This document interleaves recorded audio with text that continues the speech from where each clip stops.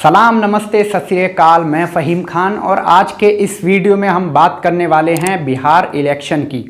Bihar election में प्रधानमंत्री भी जा चुके हैं रैली करने के लिए और विपक्षी पार्टियों के नेता राहुल गांधी और तेजस्वी यादव भी दिन ब दिन अपनी रैलियां कर रहे हैं, रैलियों को संबोधित कर रहे हैं। लेकिन क्या जो चुनाव के समय वादे किए जाते हैं वो पूरे ज़मीनी स्तर पर उतर पाते हैं या नहीं, इसी विषय में आज हम इस वीडियो में बात करने की कोशिश करेंगे और आपको समझाने की कोशिश करेंगे कि बिहार की जनता को किस तरीके से उलझाया जा रहा है और फंसाया जा रहा है। भले से वो हमारे देश के जवान ही क्यों ना हो, उनके ऊपर भी वोट मांगा जा रहा है। ये हमारा नहीं, सोशल एक्टिविस्ट हैं जो ट्विटर पर उनका आरोप है। यहीं पर भारतीय जनता पार्टी ने एक मैनिफेस्टो जारी करके बताया कि निर्मला सीतारमण जी ने कि हम बिहार वासियों को कोविड-19 की वैक्सीन फ्री में देंगे। जी हां दोस्तों, ये हैं हमारे देश की फाइनेंस मिनिस्टर जिनका नाम है निर्मला सीतारमण। वो भी चुनाव के रण में कूद पड़ी हैं, जबकि उनका काम नहीं है, लेकिन वो अपनी पार्टी की इज्जत बताने के चक्कर में अब वो चुनाव की रेस में उतर पड़ी हैं और उन्होंने एक मैनिफेस्टो जारी किया, जिस मैनिफेस्टो में बताया कि हम बिहार वासियों को कोविड-19 की वैक्सीन फ्री में देंगे। तो क्या इस देश के सभी नागरिकों को, सभी स्टेटों को फ्री में वैक्सीन मिल पाएगी और ये दावा कितना सच है, आइए देखते हैं इस वीडियो में। उससे पहले मैं आप लोगों से रिक्वेस्ट करूंगा कि अगर आप चैनल पर नए हैं तो हमारे चैनल को सब्सक्राइब करें और बेल आइकन प्रेस करें, जिससे नया वीडियो आते ही आपको नोटिफिकेशन मिल जाए। दोस्तों, अब समझाने की आपको कोशिश करेंगे कि भारतीय जनता पार्टी जो हमेशा चुनाव की कैंपेनिंग में कोई ना कोई ऐसा एजेंडा उठाती है जो हमेशा ट्रोल होने के लायक होता है, चाहे वो 15 लाख का जुमला हो, चाहे वो 2 करोड़ रोजगार का मुद्दा हो, चाहे वो नोटबंदी का हो, चाहे वो जीएसटी का हो। लेकिन क्या ये सब सक्सेस हो पाए या नहीं, इसी को लेकर के आज हम चर्चा करेंगे और आपको दिखाने की कोशिश करेंगे कि क्या भारतीय जनता पार्टी के जो चुनावी वादे होते हैं वो जमीनी स्तर पर किस तरीके से फेल हो जाते हैं। अब यहां पर निर्मला सीतारमण जी ने बात की है कि हम पूरे बिहार वासियों को कोविड-19 की वैक्सीन मुफ्त में देंगे। तो क्या हमारे भारत में सिर्फ बिहार का ही राज्य लगता है जिनको कोविड-19 की वैक्सीन फ्री मिलेगी? अदर स्टेट जो हैं उन्हें कोविड-19 की वैक्सीन की जरूरत नहीं है क्या? एक पड़ताल इसमें भी ये पता चला है कि ये भी भारतीय जनता पार्टी सिर्फ जुमला बता रही है। ये सिर्फ जुमला है भारतीय जनता पार्टी का, ऐसा कुछ नहीं होने वाला है। जो सोशल एक्टिविस्ट हैं वो दावा करते हैं, वो भारतीय जनता पार्टी जो बिहारियों को, मजदूर माइग्रेंट लेबर को उनके घर तक नहीं पहुंचाई अपने राज्य के और केंद्र के किराए से, वो भारतीय जनता पार्टी बिहारियों को मुफ्त में कोविड-19 की वैक्सीन प्रोवाइड करवाएगी। ये सच्चाई है दोस्तों। कुछ एक्टिविस्ट ये दावा करते हैं कि कोरोना वायरस के दौरान हमारे देश के नागरिकों को मास्क नहीं दे सकते फ्री में, तो ये कोविड-19 की वैक्सीन कहां से देंगे फ्री में? ये फैक्ट चेक है दोस्तों कि किस तरीके से जो बिहार की जनता है उसको लॉलीपॉप दिया जा रहा है।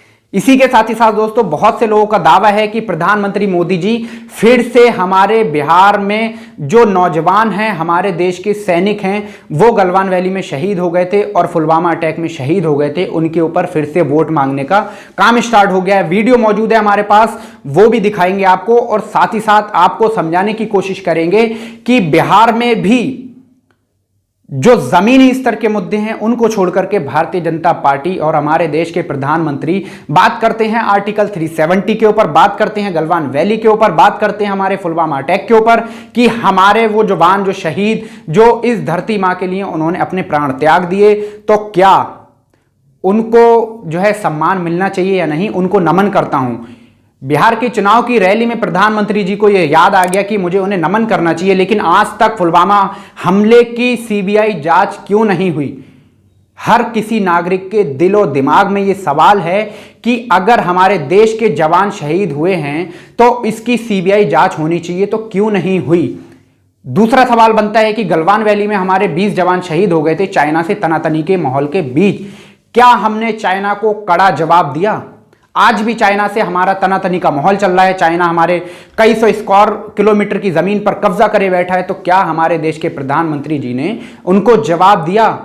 अगर दिया है या नहीं दिया है तो आप नीचे कमेंट सेक्शन में हमें अपनी राय जरूर दें, क्योंकि आप लोगों की राय हमारे लिए बहुत जरूरी है। इसी के अकॉर्डिंग हम आप तक वो खबरें पहुंचाते हैं जो आप तक पहुंचनी चाहिए। बहुत से जो है सोशल एक्टिविस्ट ही आरोप लगा रहे हैं कि हमारे देश के प्रधानमंत्री अब हमारे देश के सैनिक जो शहीद हुए हैं उनके ऊपर भी वोट मांग रहे हैं। पहले आप इस वीडियो को के सपूत गलवान घाटी में तिरंगा के खातिर शहीद हो गए लेकिन भारत माता के माथा न झुके दले।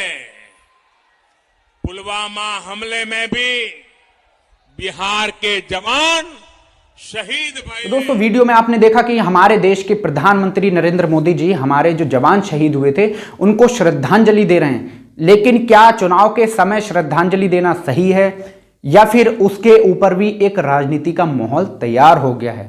हमारे जवानों के ऊपर भी क्या सच में वोट मांगे जा रहे हैं?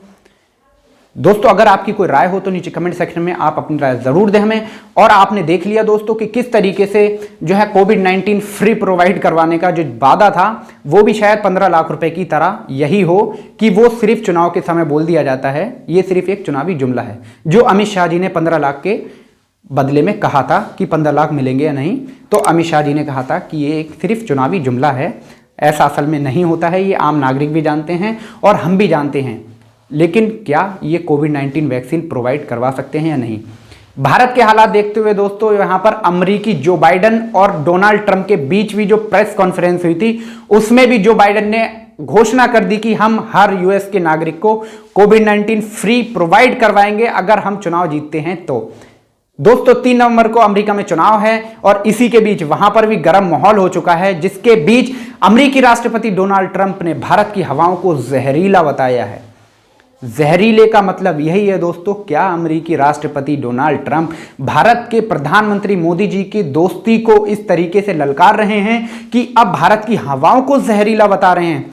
आप सब लोगों को याद है दोस्तों कि किस तरीके से मोटर स्टेडियम में नरेंद्र मोदी जी ने हाउडी मोदी का एक प्रोग्राम करा था जिसमें लाखों की संख्या में भीड़ इकट्ठी हुई थी, जिसके बाद कोरोना वायरस फैला था। आप सब लोग जानते हैं। लेकिन ये नरेंद्र मोदी के दोस्त मिस्टर डोनाल्ड ट्रंप इतने गए गुजरे निकलेंगे किसी ने सोचा नहीं था कि किस तरीके से उन्होंने भारत की बेइज्जती करी है। उनको माफ़ी मांगना चाहिए। और आप जान ही चुके हैं दोस्तों कि भारत के प्रधानमंत्री मोदी जी के दोस्त जो मिस्टर डोनाल्ड ट्रंप हैं उन्होंने हमारे देश को अपमानित करा है, हमारे देश की हवाओं को बहुत जहरीला बताया है। तो क्या ऐसे राष्ट्रपति को दोबारा राष्ट्रपति बनना चाहिए?